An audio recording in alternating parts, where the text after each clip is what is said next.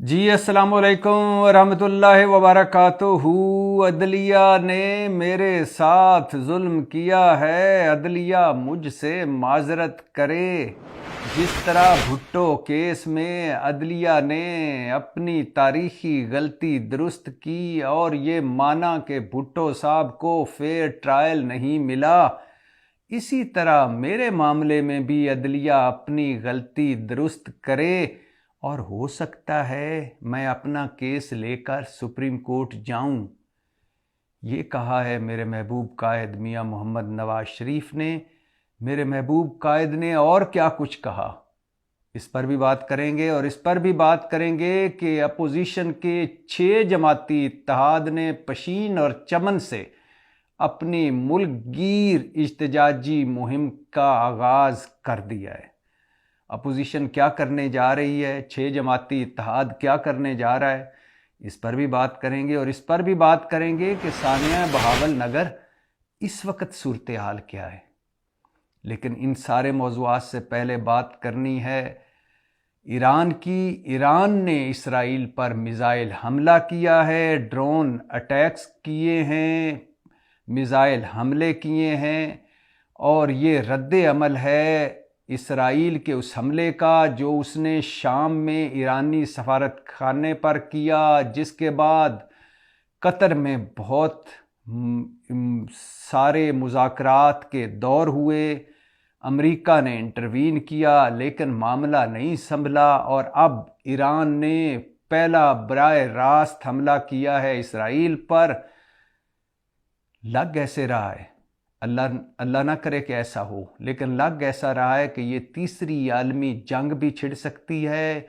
یہ جنگ کے شعلے پورے عرب ممالک کو بھی اپنی لپیٹ میں لے سکتے ہیں، اور جو اسرائیل نے نسل کشی کی ہے پچھلے 8 مہینوں سے فلسطینیوں کی، بے بس، بے کس، لاچار، مجبور فلسطینیوں کو جس طرح بے دردی سے جانوروں کی طرح ذبح کیا اسرائیل نے، اور جس طرح اسرائیل نے عالمی طاقتوں سے مل کر، مطلب امریکہ، برطانیہ اور یورپ سے مل کر فلسطینیوں کی پوری نسل قتل کر دی، اور پھر اس کے بعد حملہ کیا ایرانی سفارت خانے پر جو شام میں ہے، اس کے جواب میں ایران نے حملہ کیا ہے۔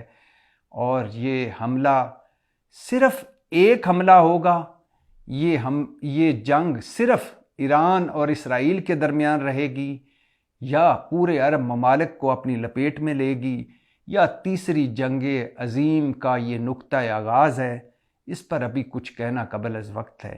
لیکن صورتحال بڑی ٹینس ہے، صورتحال بنی نوع انسانیت کے لیے بہت خراب ہے، اور جو تیسری جنگ عظیم، جس طرح کئی عالمی ماہر پیشین گوئی کہہ چکے ہیں، پیشین گوئیاں کر چکے ہیں کہ تیسری عالمی جنگ عرب ممالک سے چھڑے گی، اور تیسری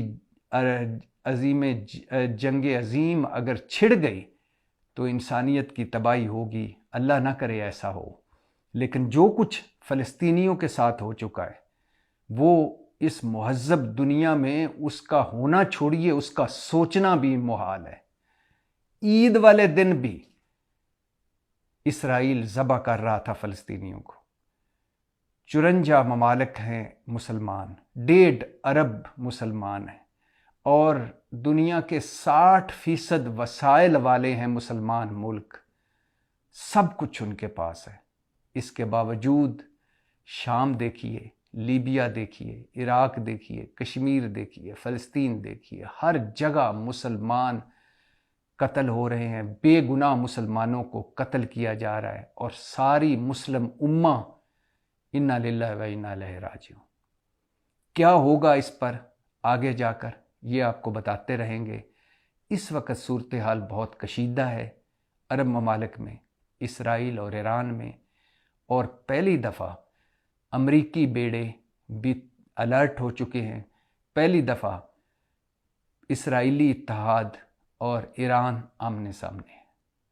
اللہ وہ کرے جو پوری انسانیت کے لیے ٹھیک ہو۔ واپس آتے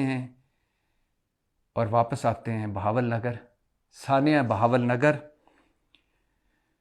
ثانیہ بہاول نگر پر جوائنٹ انویسٹیگیشن ٹیم بن چکی ہے۔ فضل الرحمان صاحب ہیں، یہ پنجاب کے اسپیشل سیکٹری داخلہ ہیں، یہ سربراہ ہیں جوائنٹ انویسٹیگیشن ٹیم کے۔ کمشنر بہاولپور نادر چٹھا اس ٹیم میں ہے، D I G special branch Faisal Raja اس ٹیم میں ہے، اور سنا جا رہا ہے کہ سیکیورٹی اداروں مطلب ایجنسیوں کے لوگ بھی اس انویسٹیگیشن ٹیم کا حصہ ہوں گے۔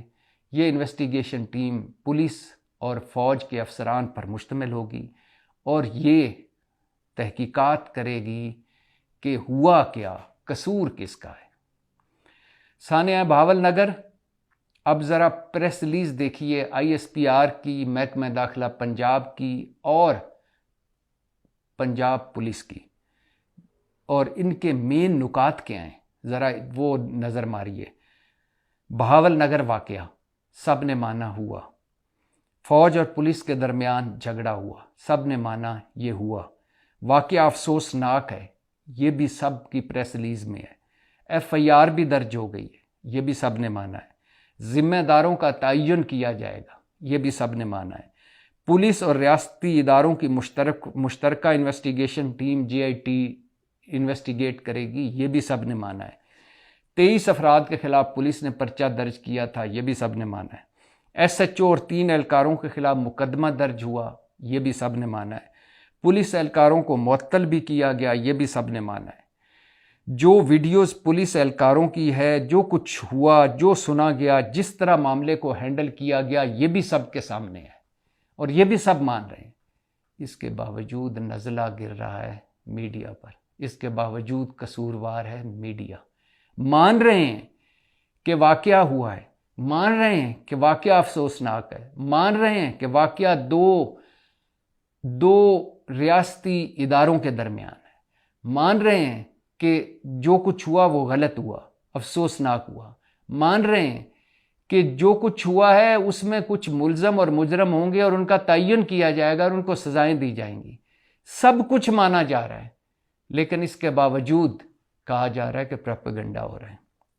جن کا قصور ہونا کیا چاہیے، ایسا نہیں ہونا چاہیے کہ پہلے پولیس ظلم و ستم کرے، پھر پولیس پر ظلم و ستم ہو اور پھر دونوں مل کر صلح کر لیں، ایسا نہیں ہونا چاہیے، اس طرح پھر اور بھی واقعات ہوتے رہیں گے۔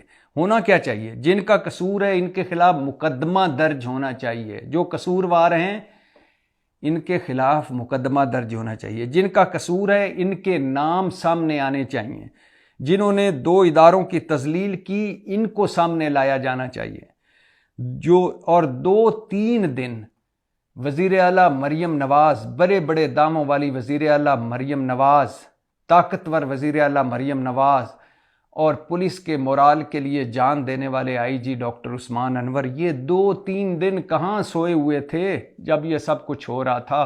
اس پر بھی انویسٹیگیشن ہونی چاہیے۔ بہرحال جو کچھ ہوا کا افسوسناک اور شرمناک۔ واپس آتے ہیں محبوب قائد پر۔ میرے محبوب قائد میاں محمد نواز شریف صاحب نے صحافیوں سے ملاقات کی، اپنے پسندیدہ صحافیوں سے ملاقات کی، اپنے چاہنے والے صحافیوں سے ملاقات کی۔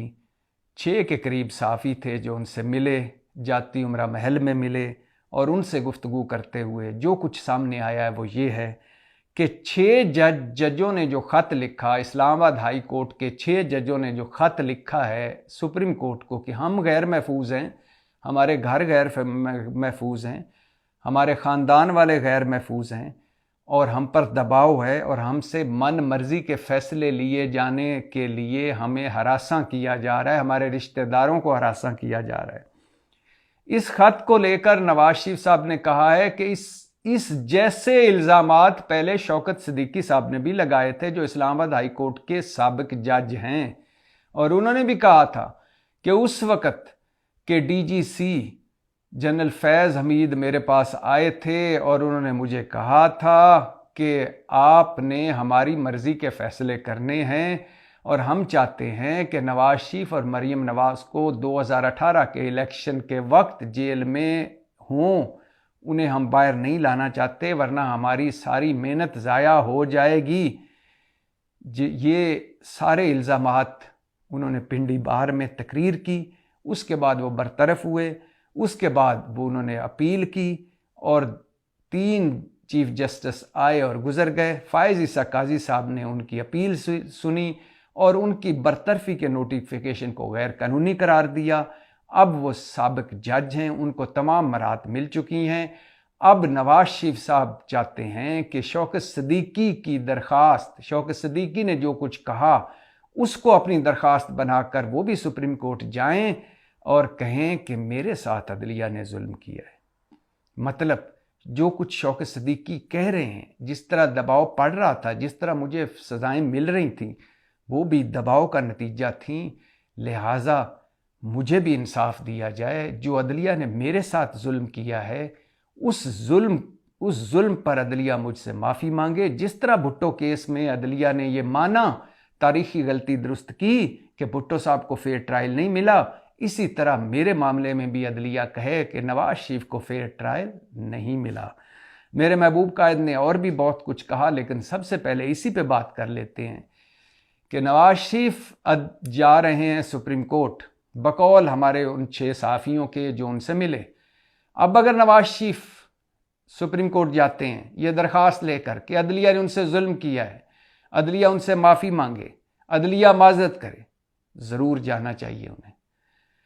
نواز شریف کے بارے میں بے نظیر بھٹو کہا کرتی تھیں کہ یہ عدلیہ کے چہیتے ہیں، یہ سسٹم کے چہیتے ہیں۔ بے نظیر بھٹو نے کہا تھا میں ریلیف لینے کے لیے عدالت جاتی ہوں تو مجھے ریلیف نہیں ملتا، نواز شریف ریلیف لینے کے لیے عدالت جاتے ہیں تو انہیں ریلیف مل جاتا ہے، اور یہ نتیجہ ہے چمک کا۔ یہ لفظ ہیں بے نظیر بھٹو کے، چمک مطلب پیسے کا نتیجہ ہے، مطلب سفارش کا نتیجہ ہے، مطلب اپن اقربا پروری کا نتیجہ ہے۔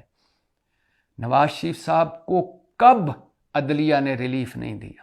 بالکل عدلیہ کو معذرت کرنی چاہیے، لیکن کس پر؟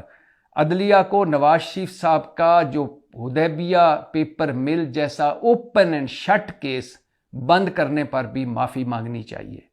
نواز شریف صاحب اور ہاؤس آف شریف کے خلاف سب سے بڑا مضبوط کیس تھا حدیبیہ پیپر مل، عدلیہ نے وہ بند کر دیا، فائز عیسیٰ قاضی صاحب نے وہ بند کر دیا۔ عدلیہ کو اس پر بھی معافی مانگنی چاہیے، عدلیہ کو اس پر بھی معذرت کرنی چاہیے کہ عدلیہ نے فلیگ شپ ریفرنس میں نواز شریف صاحب کو ٹیکنیکل بنیادوں پر بری کر دیا۔ عدلیہ کو اس پر بھی معافی مانگنی چاہیے کہ نواز شریف جب مجرم تھے تو انہیں 8 ہفتے کے طبی ریلیف پر کہا گیا آپ گھر جائیں اور آرام کریں، جیل سے وہ جاتی عمرہ اپنے رائے ونڈ محل میں گئے۔ کبھی کسی مجرم کو اس طرح نہیں ہوا، ملزم کے ساتھ اس طرح نہیں ہوا کہ وہ کہے کہ میں بیمار ہوں، میں اعصابی طور پر کمزور ہو رہا ہوں، میں پریشر برداشت نہیں کر پا رہا، مجھے 8 ہفتوں کے لیے گھر بھجوا دیا جائے۔ کبھی کسی مجرم کو کسی عدالت نے 8 ہفتے کے ریلیف کے لیے کہ جا بچہ موج کر، اپنے گھر اپنی صحت وغیرہ بنا، بیماریوں کو بہتر کر۔ عدلیہ کو اس پر بھی معذرت کرنی چاہیے کہ ایک مجرم کو 8 ہفتے کے لیے گھر کیوں بھجوایا۔ عدلیہ کو اس پر بھی معافی مانگنی چاہیے، معذرت کرنی چاہیے کہ عدالت نے، اسلام آباد ہائی کورٹ نے نواز شریف صاحب کی زندگی کی گارنٹیاں مانگی حکومت سے، عمران خان حکومت سے، کہ اگر نواز شریف کو کچھ ہو گیا تو ذمہ دار کون ہوگا؟ کسی مجرم کے بارے میں، کسی ملزم کے بارے میں آج تک عدالت نے گارنٹی نہیں مانگی۔ عدلیہ کو اس پر بھی معذرت کرنی چاہیے، اور عدلیہ کو اس پر بھی معذرت کرنی چاہیے کہ جب معاملہ نواز شریف کا ہوتا تھا تو فل ڈے سماعتیں ہوتی تھیں بنا وقفے کے، تاکہ ایک دن میں ہی کیس نبٹ سکے۔ باقی ملزموں مجرموں کے ساتھ، باقی عام لوگوں کے ساتھ یہ سلوک کبھی عدلیہ نے نہیں کیا۔ باقی غریب آدمی ہو تو تاریخ پہ تاریخ، دادے کا مقدمہ پوتا بھگتتا ہے، 30 سال مقدمے چلتے ہیں، 54 سالوں کے بعد فیصلے آتے ہیں۔ ہم 9 لکھا کا ایک پان فروش تھا، اسے رمضان آرڈیننس میں اسے گرفتار کیا گیا، اسے 5 دن کی سزا ملی کہ اس نے رمضان المبارک کے مہینے کی بے حرمتی کی ہے۔ 6 سال بعد اس کی رہائی ہوئی، 5 دن کی سزا تھی، 6 سال بعد رہائی ہوئی، کیونکہ اس کی روبکار ہی نہیں عدالت پہنچی تھی۔ اور جب جج صاحب نے اسے رہا کیا تو جج صاحب سر پکڑ کر بیٹھ گئے اور انہوں نے معذرت کی کہ یہ ہم نے کیا کر دیا۔ اور مزے کی بات سنیے، جس رمضان آرڈیننس یا دفعہ کے تحت 5 دن کی سزا سنائی گئی تھی وہ سزا بھی غلط تھی، وہ دفعہ، وہ شک، وہ رمضان آرڈیننس کی وہ دفعہ، وہ شک موجود ہی نہیں تھی۔ لہٰذا عدلیہ کو معذرت کرنی چاہیے کہ نواز شریف کے لیے فل ڈے سماعتیں کیوں کیں۔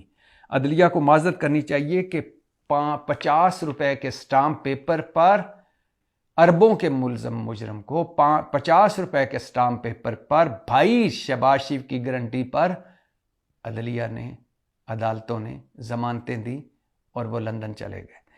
عدلیہ کو معذرت کرنی چاہیے کہ ایک مجرم کو مشکوک میڈیکل رپورٹوں پر لندن بھجوا دیا۔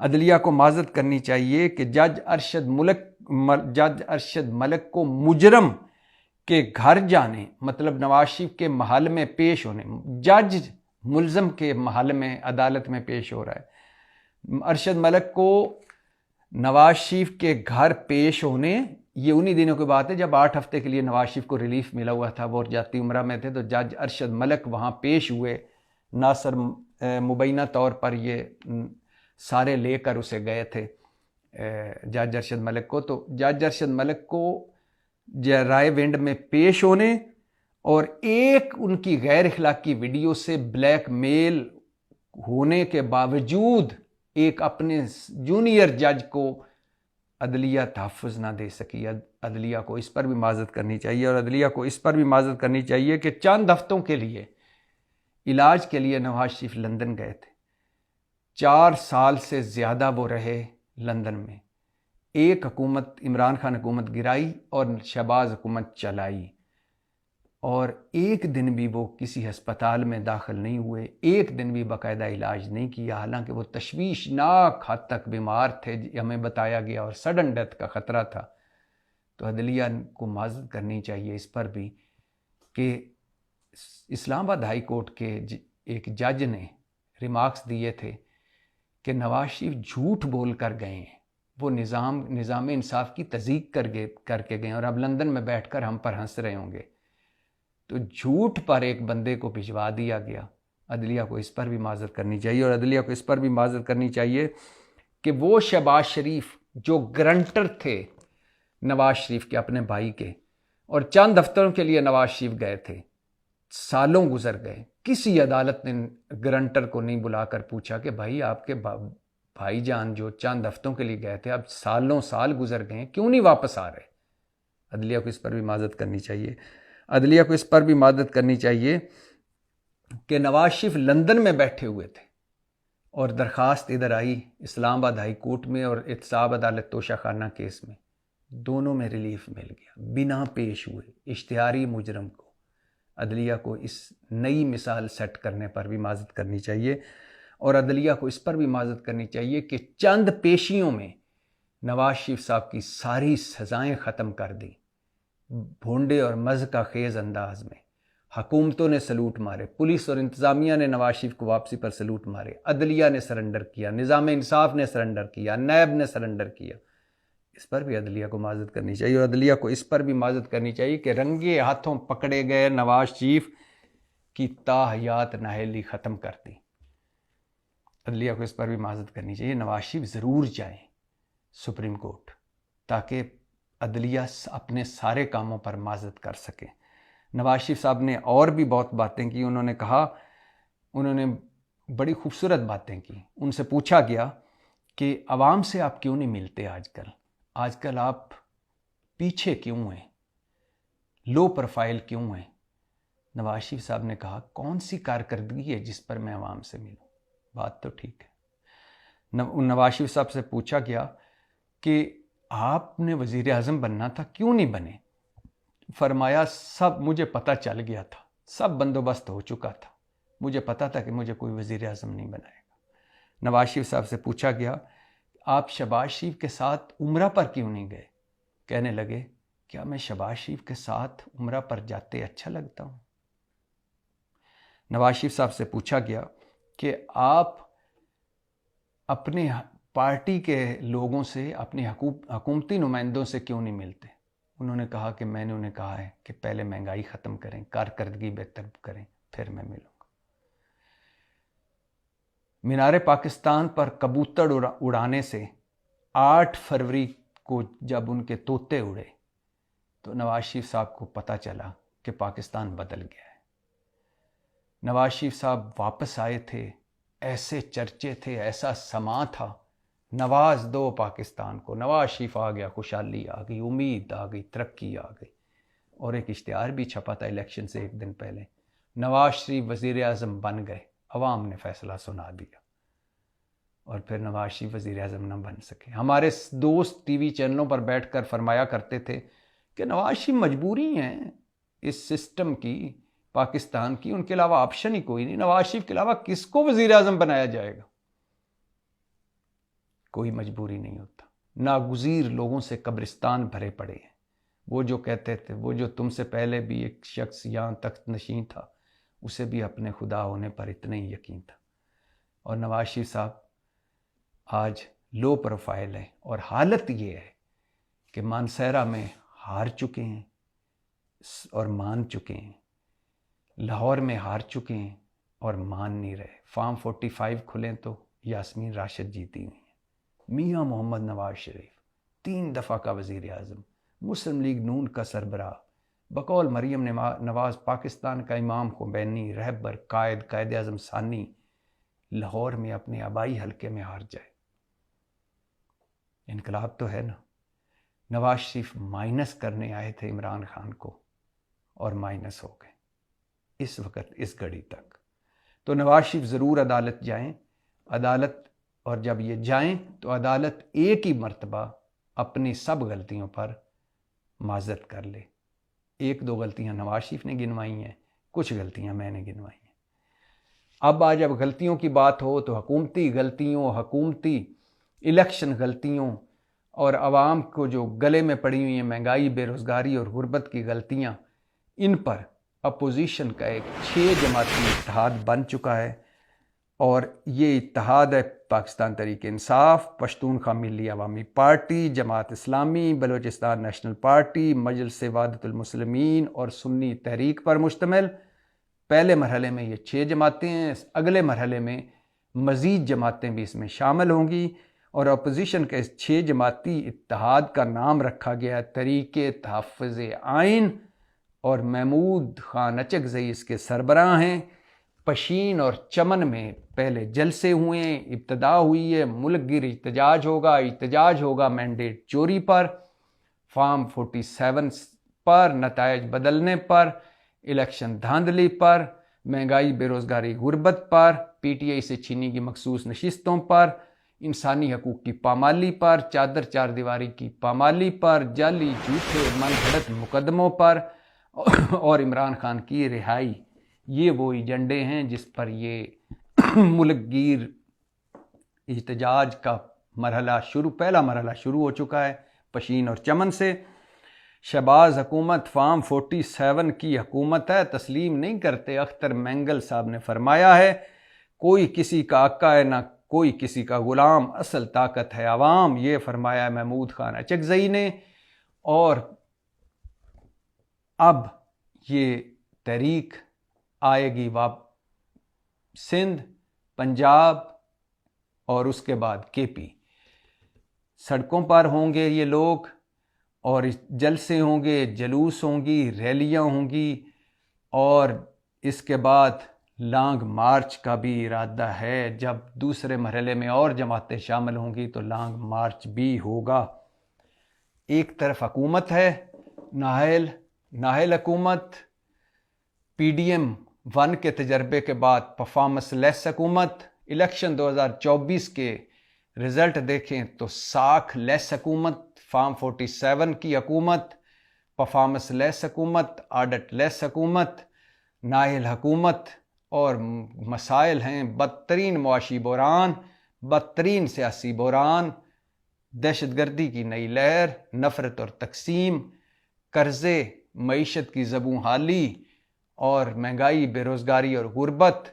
और ना वफाकी हुकूमत की कोई सिमत नज़र आ रही है, ना कोई रोड मैप नज़र आ रहा है, ना कोई पॉलिसी नज़र आ रही है। और सूबों की हुकूमतें ऐसी हैं कि जैसे 4 कटे हुए जजीरे जिनका आपस में कोई राबता नहीं है। मसाइल بہت ہیں مسائل ایسے ہیں آسمانوں کو چھو رہے ہیں، اور ناہلیاں کاہلیاں سستیاں آڑیاں جانیاں ایسی ہیں جیسی دولے شاہ کے چوہوں کی ہوں، بونوں کی ہوں، جیرے بلیڈوں کی ہوں، بنارسی ٹھگوں کی ہوں۔ اللہ تعالیٰ اس ملک اور اس قوم پر اپنا خاص فضل کرے۔ پاکستان زندہ باد۔